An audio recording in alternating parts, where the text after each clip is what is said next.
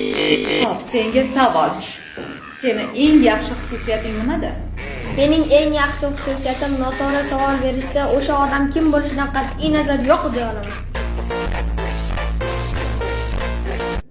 Ha, yo'q deya olaman degin.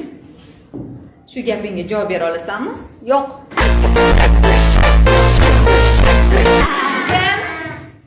Jim, nima kulguli? Tushunmadim. Maynavachchilik yig'ishtir hamma.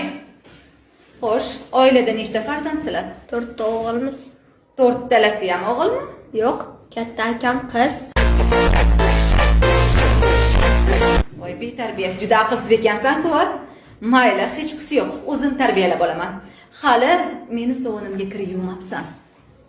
Ha, senga yana bitta savol bor.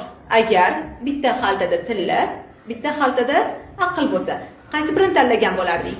Albatta tillani olaman-da. Aqlsizliging mana shu yerda yana bir bora bilindi.